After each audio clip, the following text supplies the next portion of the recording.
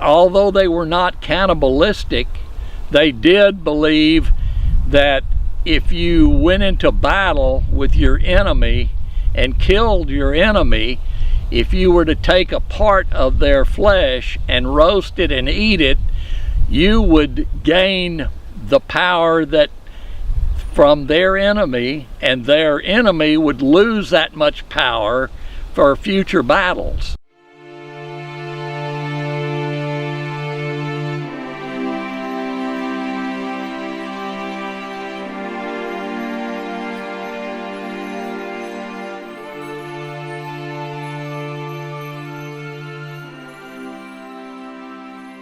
We're here today in Lockhart, Texas, to meet with local historian Donaly Brice. He probably knows more about this Battle of Plum Creek than anybody I know, even more than Chuck Parsons, which is hard to believe. But anyway, we're here. We're going to meet him in a few minutes and go to several sites where this was more of a running battle. So we're going to go to most all the sites where it took place. So we'll see you in just a minute. Back in 1840, Texas was having a real problem with the Comanche Indians. They were probably the fiercest Indian tribe that the Texans had to deal with, and it made it worse when Sam Houston left office as president of the Republic of Texas, and Mirabeau B. Lamar was inaugurated. Sam Houston wanted to get along with the Indians and the Mexicans, and Lamar's policy was the opposite of Sam Houston's. Lamar felt like he wanted to either exterminate or rid Texas of all Indians, and so the Indian policy changed drastically just before 1840.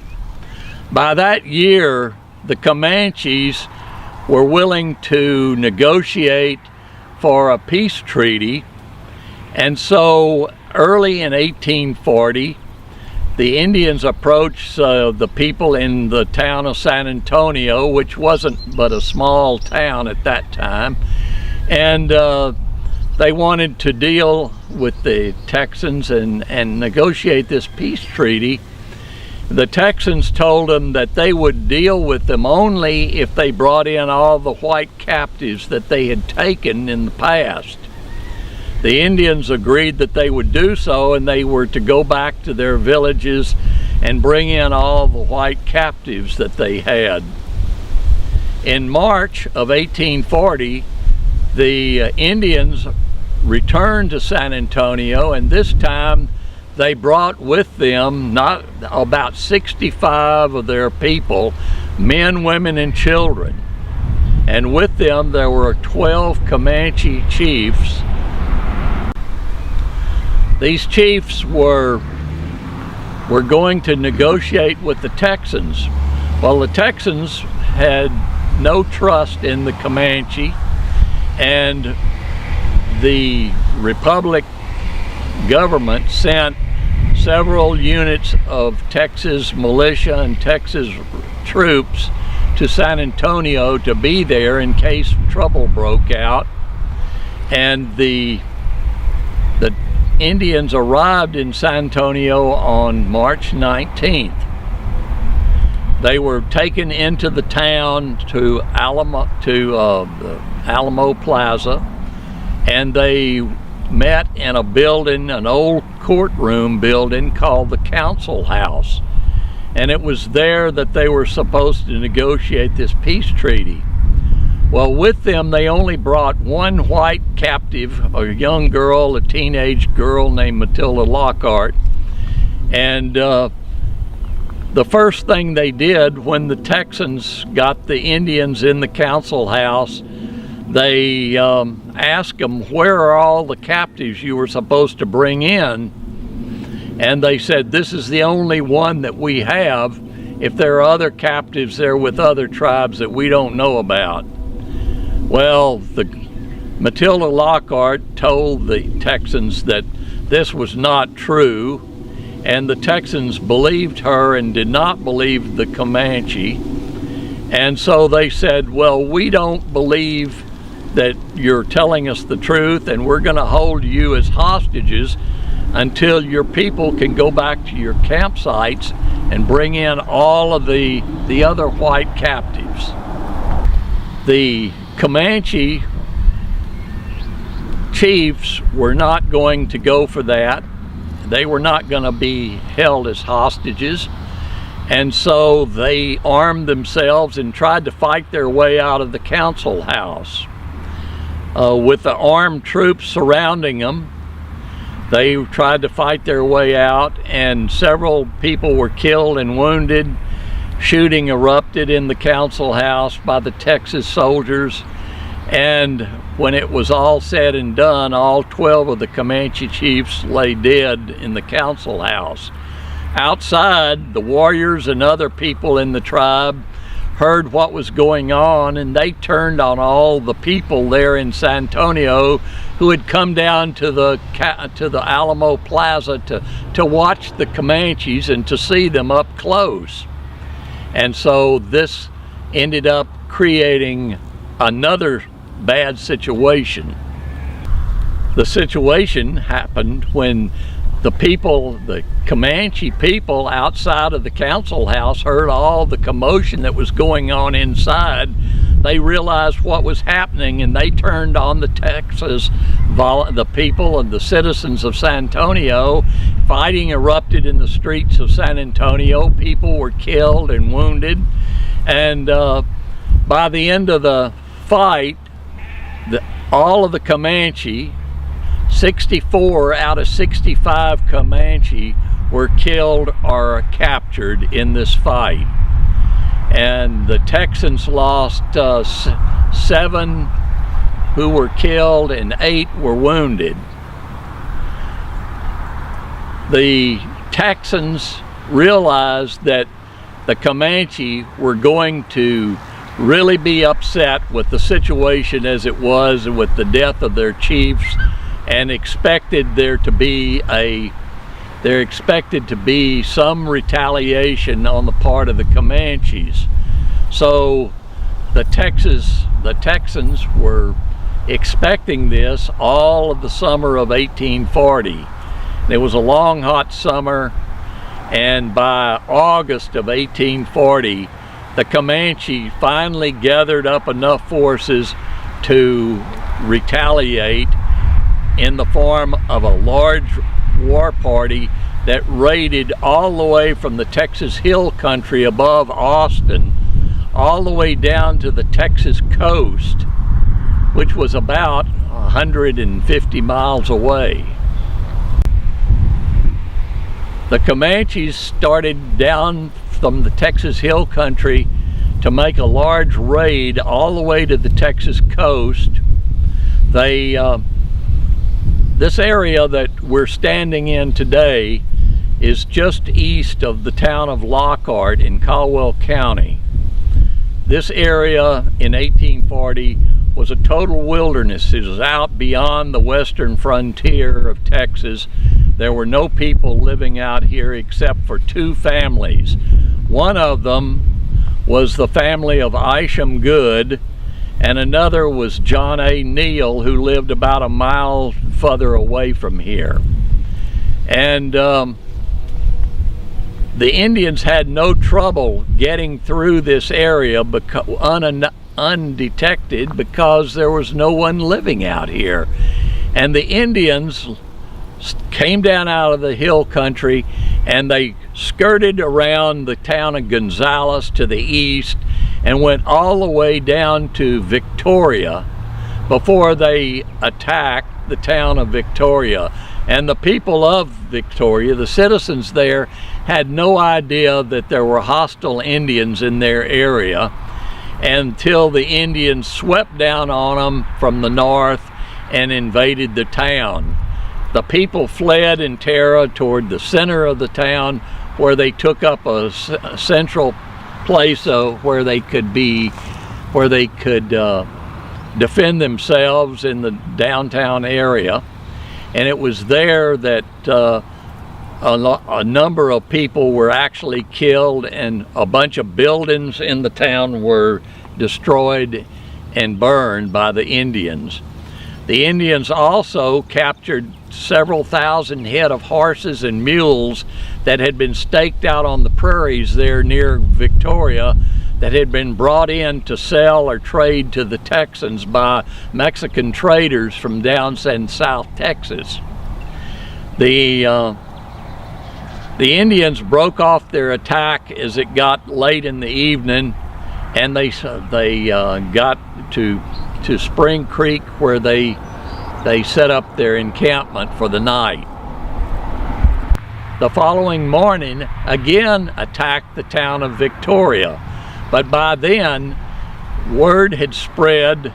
People from Victoria, some of the men had sneaked out of the town during the night and had spread to other places to warn people that there was a hostile Indian party in the vicinity, and that they needed to be on the alert for the Comanche. And so word was spreading all over central Texas very quickly by these runners that left from Victoria. After the second day of being invaded by the Comanche, the Indians decided to break off their attack and head off in the direction of the Texas coast down to the Gulf of Mexico, where they again attacked another town called Linville, which was an early seaport along the Texas coast on Lavaca Bay. And it was here that they swept down on the little town of maybe 200 or 300 people. And since the town was right on the coastline, and they had wharves and docks out into the water of the bay, the people of the town had no place to go to escape the Indians when they swept down on them, except to wade out into the shallow waters of Lavaca Bay and get on little boats that were anchored or moored offshore. And it was at this point that the Comanche swept into the town and killed a number of people, and they took all of the goods that were in the warehouses along the coast there at the port town, and then they burned the whole town of Linville to the ground. It was then that the Comanche loaded all of this plunder onto the many horses and mules that they had captured at Victoria, and they started back up toward the hill country with all of this plunder that they had gotten on this raid. Well, they were on their way back, and the Texans realized they were going to have to congregate somewhere between the Indians and the Texas hill country in order to stop the Indians from getting back to Comancheria up in the Texas hill country, because no one lived up in that area except the Comanche and other tribes, and they had no idea anything about the terrain up in that part of the country. So they had to stop them somewhere where they knew where they were. They decided on Isham Good's cabin, which was about halfway between Austin and Gonzales. And we're standing on the road that was built in 1839 from Austin to Gonzales. And it was on this road that the Texans decided they were going to intercept the Indians. As I said, Isham Good had set up his cabin right out here on this road, which had just been established in about the mid-1839. And early in 1840, he had moved his family out here and built a cabin, which was about a mile or so from Plum Creek, which is to our west. And this was a good place for the Texans to meet, to congregate, to intercept the Indians before they got back into the Texas hill country. And this is what they did. They sent word out to Gonzales to Bastrop, LaGrange, Austin, Seguin, San Antonio, and many other places, telling the people to come quickly and join the volunteer forces that were going to stop the invading Comanche and Kiowa Indians from attacking or from getting back to their homes in the hill country. And so people started congregating on the road here where we're standing. People began congregating here or close to this road at Isham Good's cabin about August the 11th. And by the night of August 11th, there were about 100 men who had congregated at his home. The following morning on August 12th, the men all got together and started off to go down to Plum Creek, which was about a mile or two from Isham Good's house, and they were going to cross over the creek and meet the Comanche as they were coming north, going back to their home villages. It was going to be a difficult fight for the Texans because they only had about 100 volunteers who had congregated, and unfortunately there were about 600 Comanche coming. Now, 600 Indians, that was a lot of Indians, and there were more than just the Comanche. There were some Kiowa, there were women and children. Practically all of the tribe's people had gone on this expedition with the Indians all the way to the Texas coast. And the Texans, like I said, had only about 100 men, and they were very highly outnumbered.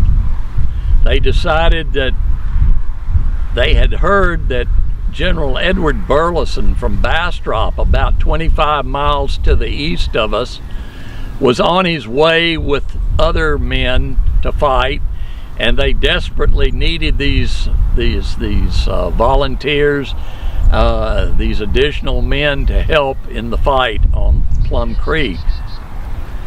The Texans went on down to the creek. They sent out several scouts down the creek to determine where the Indians were exactly. And it wasn't long early that morning that the scouts returned and saying the Indians were coming. They were about 2 miles down the creek, or 2 or 3 miles down the creek, and that they would be getting there very quickly. So the Texans got armed. They started down the creek to meet the Indians who were coming up the creek, and they got to one point about a mile or so south of where we are, where they decided to lie low in the trees and the brush along the creek line and hide from the Indians who were coming up the prairie, up the creek. And while they were waiting for the Indians, a runner came saying that Edward Burleson was getting very close and to hold off on the fighting because he was coming with about 100 more men, which would double the size of the Texas volunteers, and was necessary. They needed them really bad, and so they decided they would hold off as long as possible to do this. Burleson was coming from Bastrop, which was 25 miles away, and along with him, he was bringing 13 Tonkawa Indian allies with him. The Tonkawas hated the Comanche because in the years past, the Tonkawas had lost their land to the Comanches who had come into this country from up in the northern states, and they wanted to, they just would take over any land that Indians had. And the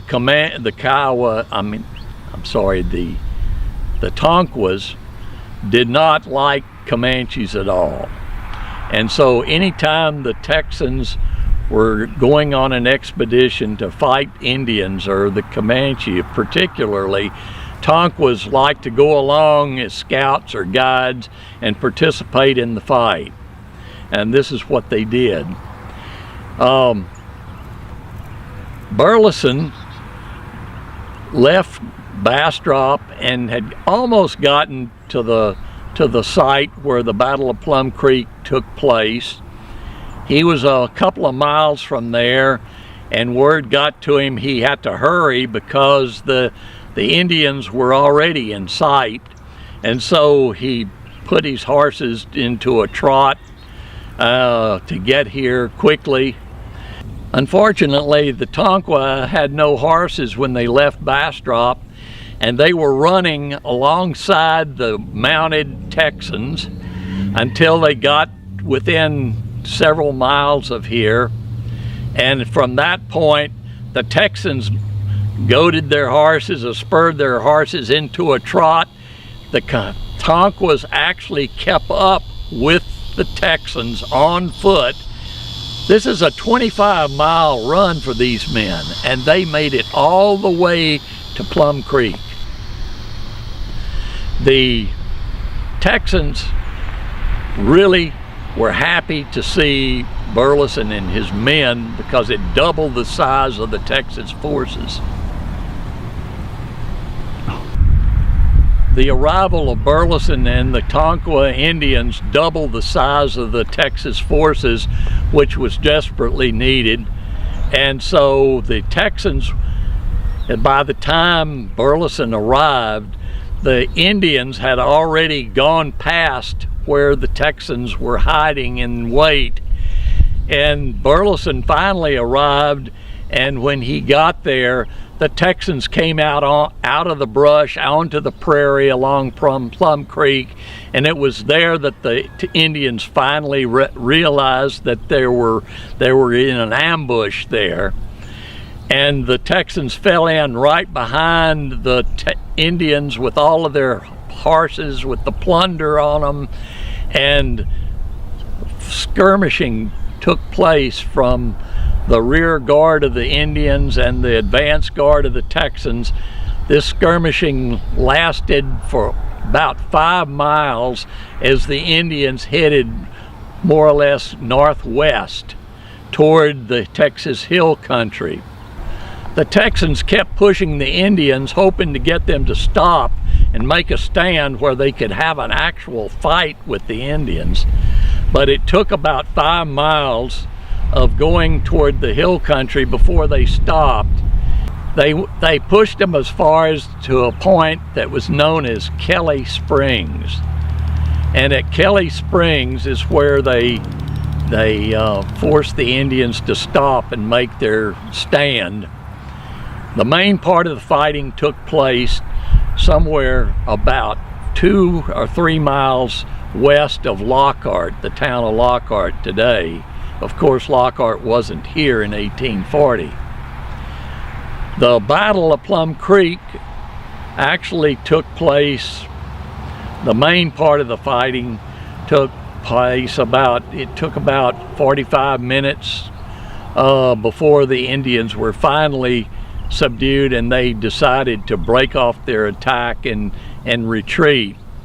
What prompted this was that the Texans had seen one of the Comanche chiefs, who was very brave. He would run up toward the Texans, who had dismounted and formed a square, a defensive square where they were shooting at the Indians, and the Indians would charge and circle around the Texans who had dismounted. One of these chiefs particularly was noticeable because he would come up very close to the Texans and fire his arrows and then back off or outside the range of the Texans. And the Texans kept insisting that they had been hitting the Indian, but they never could knock him off his horse. They couldn't understand what was happening until they realized that he had a metal plate, or he was using for a shield, with it tied around his neck, and it was hanging down in front of him, and they were hitting the metal shield with their bullets or their musket balls, and he was escaping being killed. But they also noticed when he rushed up toward the Texans to fire his arrows, when he would get so close, he would rein in his horse as quickly as possible to turn around, and as he wheeled around, the shield that was hanging loose in front would fly up, exposing his body. And so they realized that maybe they could kill him as he was turning to get away, and so that's what they did. Several Texans fired at him as he wheeled in his horse, and sure enough, they killed him, and he fell off his horse.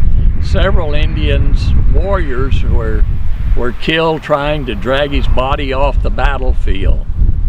He evidently was one of the more prominent leaders of the Comanche tribe.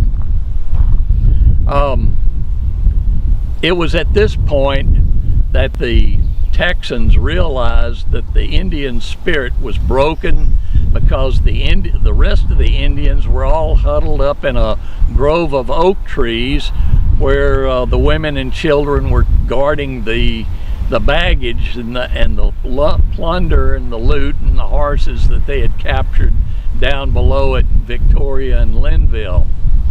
And they started wailing and carrying on about the loss of their chief, and the Texans urged General Felix Houston, who was in command of the Texas forces, that this was the time that the Texans should mount and charge the Indians, because their morale was low and their spirits were broken because of the loss of their chief. And this is what happened.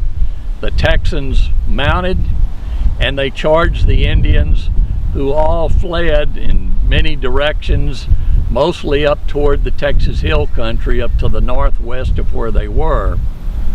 The retreat and dispersal of the Comanche at the site just west of Lockhart ended the Great Comanche raid in the Battle of Plum Creek.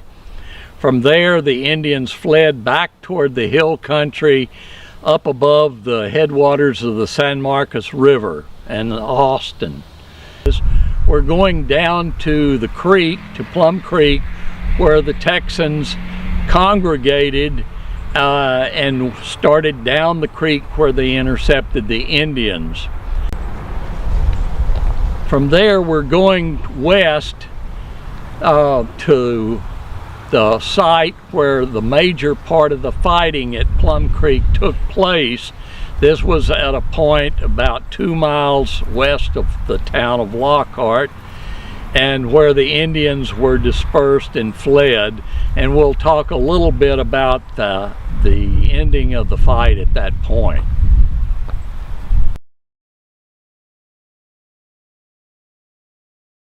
After the Indians had been intercepted on Plum Creek, about 4 or 5 miles to the southeast of where we are right now, there was skirmishing between the Texans and the Comanche for about 4 or 5 miles. The Texans were trying to get the Indians to stop and make a stand where they could have a major battle.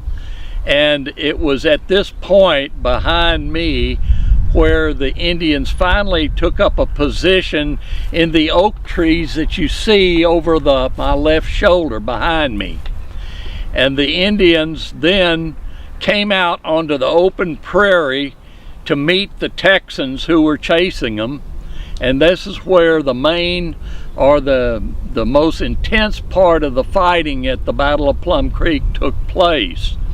In that grove of oak trees behind me is where the rest of the tribe and the people had their horses that were loaded with plunder from their raids on Linville and Victoria. Once the battle was over, the Indians scattered and fled off to the northwest toward the direction that I'm pointing, and were chased for another 16 to 18 miles until they reached the headwaters of the San Marcos River, where the town of San Marcos is located today. One interesting aspect of the Battle of Plum Creek is that after the battle, the men all returned to this point outside this grove of oak trees, and they all gathered at the end of the day after the fight, and along with them some of the Tonkawa Indians that were involved in the fight with Burleson's men that came in. They were there, and it was interesting that one of the men who wrote an account of the battle at Plum Creek was a man named Robert Hall, and he had been wounded in the battle, and he was lying there that evening close to this grove of oak trees, and he noticed some smell of something cooking, and it wasn't long before one of the Tonkawa Indians came over to him with a piece of meat on the end of a piece of a stick or a lance, and offered him something to eat. And it turned out this piece of meat was part of one of the Comanche Indians who had been killed in the battle. Now, the Tonkawas had an interesting custom. Although they were not cannibalistic, they did believe that if you went into battle with your enemy and killed your enemy, if you were to take a part of their flesh and roast it and eat it, you would gain the power that from their enemy, and their enemy would lose that much power for future battles. So it was typical for the Tonkawa to roast part of their one of their enemies when they were killed after a battle, and this is what happened. And Robert Hall tells the story that although he was hungry, he wasn't sufficiently hungry enough to eat someone who he had possibly had sent to his maker to begin with. So it was interesting that this little event happened at the Battle of Plum Creek. There were a lot of interesting little stories about incidents that happened during the battle, which we don't have time to talk about, but I hope that you'll read more and study more about the Great Comanche Raid and the Battle of Plum Creek to learn about some of the more interesting and amusing things that happened to the men on this battle. It was quite interesting.